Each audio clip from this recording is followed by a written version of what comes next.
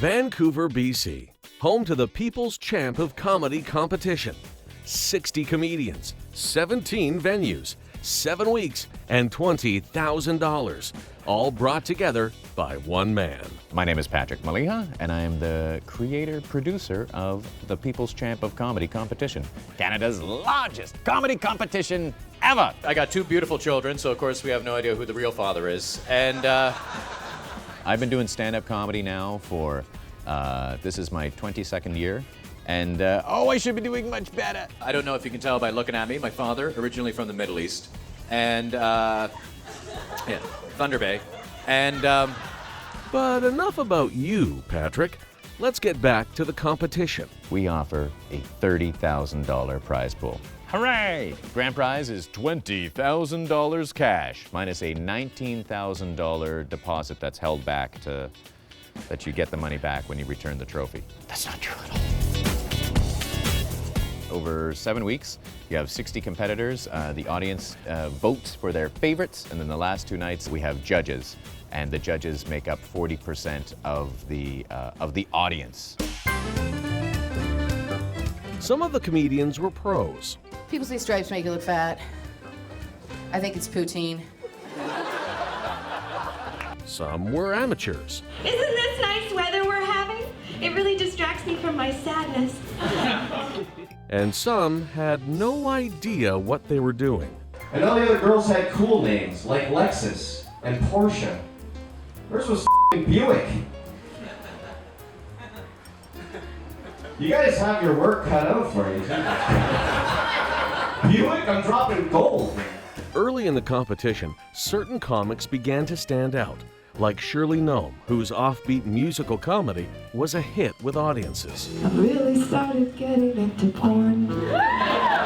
And Eric Andrews, whose self-deprecating delivery had the voters in stitches. But I just have a beauty mark just right there on my arm, right?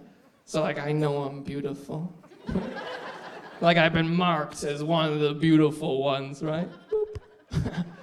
As one of only a few out-of-province competitors, the young comic faced numerous obstacles along the way. I came all the way from Toronto here to Vancouver, and my aunt said that I could stay with her and that she lived in Vancouver, but she doesn't. She lives out in Maple Ridge, and that's pretty far.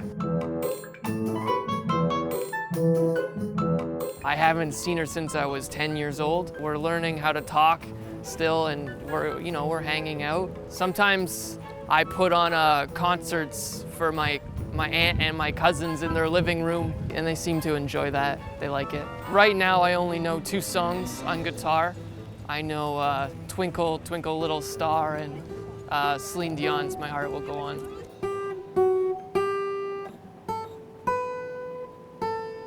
It's a beautiful song.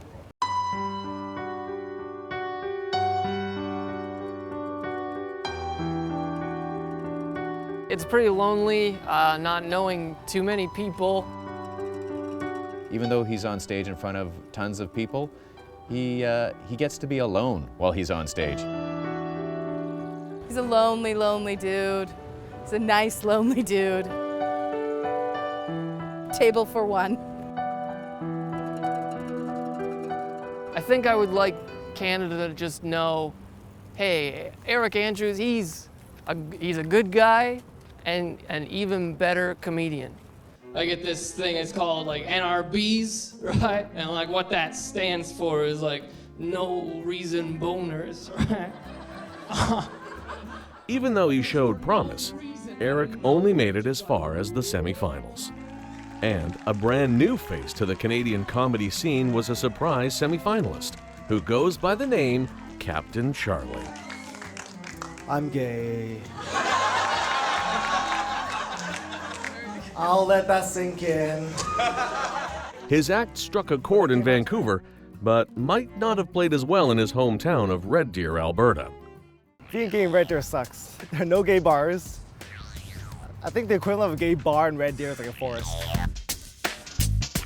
Vancouver is a very diverse place that I can be myself. I can wear a freaking flaming pink shirt, whether I'm on Davie Street or in King George area. I can just be myself, so it's pretty awesome. Oh my God, you look amazing. just a incredibly positive person. I like to drink. Drinking is fun pastime. Going to a liquor store is like going to a toy store for me. I drink before drinking, I drink after drinking, drinking at the patio, drinking at home, drinking at the library. I mean, an alcoholic is somebody who, you know, they have a drinking problem, and I don't think Captain Charlie has a problem at all. That man can drink anytime he wants. He's very good at it. I'm not an alcoholic. Alcoholics have to admit they're alcoholics. I don't know why I got into stand-up comedy. I just did. I had no idea what I was doing, so I hired a coach, Jan Bannister. She's freaking amazing. If I had a drink for every time I swear, I'd be shit-faced. Now, I like the smile. I like that. Yeah? Yeah. Punchline, not so much. So she kicked my ass, whipped me into shape, and she helped me find my voice. She's like, no, you go gay, gay, gay, gay. Be flaming, use your arms, put your hand in your waist, just be yourself, but a little gayer. So I'm like, are you serious? No one's gonna laugh at me, but people are loving it, so I'm just... I have ornithophobia. It's the irrational fear of birds. Flapping makes my hands sweaty. I don't like birds. Fortunately for Charlie, there were no pigeons in the Rio Theatre for the finals. Unfortunately, there was also no Charlie, as the fun-loving amateur was bounced in the semis. On the flip side, local pro Jane Stanton looked to be a favorite as the competition slimmed down to the final 8. She shared her worldly adventures with the receptive crowds along the way. Go to Fort McMurray. Ratio of guys to girls 10-1. Shut up, Freckleface, I'm f***ing serious. And I know I'm not a 10, but in Fort McMurray, I'm a f***ing movie star. I got into stand-up because I love making people laugh, and I didn't want to be that loser that's at a party that's making everybody laugh about like their stories, and they're like 50 and they're just an alcoholic and they're just like, ah, and then they go home and puke and be by themselves and hug the pillow. I mean, I still do that now, but at least I get paid to do it. My day job, I deliver flowers. I do that over serving because I really, at the end of the day, I hate people. Flowers, at least I can be like, I'm by myself, talk on the phone.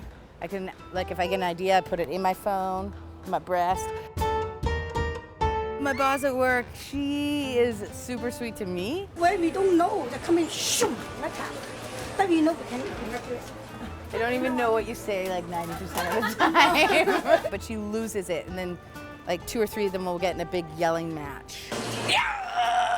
That's good, you know, no. Tourists will be like, what's going on? Like they'll be backing away from the flower shop. Oh, hi. Oh. Here you go, you're looking awesome. Thank you. I like your bum in that. I try to hand out random flowers to people of ones that maybe they might get rid of. Can I motorboat your booth? Yeah, you can. Are you getting married to a guy? No. Then how do you not know how to motorboat?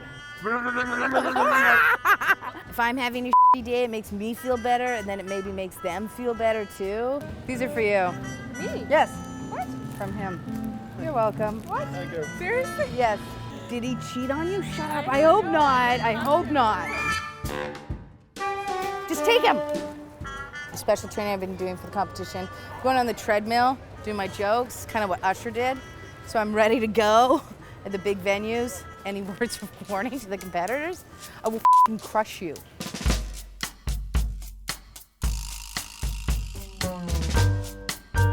The stage was set for the $20,000 finale, and it was not without drama. There is drama, there is intensity, it always happens. I mean, you got a $20,000 cash prize, you know, that's a lot of money. And Jane was at the center of it all when new comedian and fellow finalist Hollywood Harv committed the ultimate comedy error by poaching one of his competitor's jokes. You see that chick over there licking the gravy off her license? Why don't you check her out? I'm about to give it to him, and I see gravy on the license. What? Lick it? Oh. And I get in there like a cokehead? Ah. But Jane would have the last laugh, as she finished in 4th place, 1 spot ahead of Hollywood Harv. Did my own jokes, mother. Real Housewives of Vancouver have nothing on the People's Champ of Comedy competition. You follow around contestants for 8 weeks, you've got the highest rated television show in the country. And when it came down to the final two competitors with $20,000 on the line, both brought their A game. Love the gay folks, man. They're awesome, right? Let them get married. Who gives a shit, right? Oh, God, right? They're getting married for the right reasons, right? Nobody's ever gotten married because they accidentally got Darren pregnant. Just bought some lube, and I just took a shit. Cause it's gonna take a month and just spit. Bah!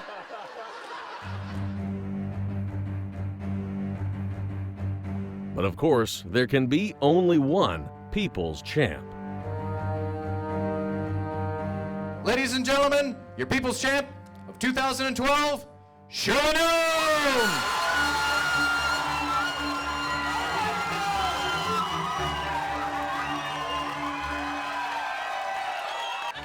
I'm finally popular, just like in all of my poems. Maybe I could not have a job for like a couple months and just do this for a little bit. Just a little bit. But was Shirley Gnome the real winner? Or was it Vancouver's comedy scene? We've had such positive response from the comedy community as a whole, and a lot of people are saying, I can't wait until next year. These are working comics, these are amateur comics. It's awesome and it's intense. Greatest reality show ever to hit the airwaves? People's Champ of Comedy, the reality show.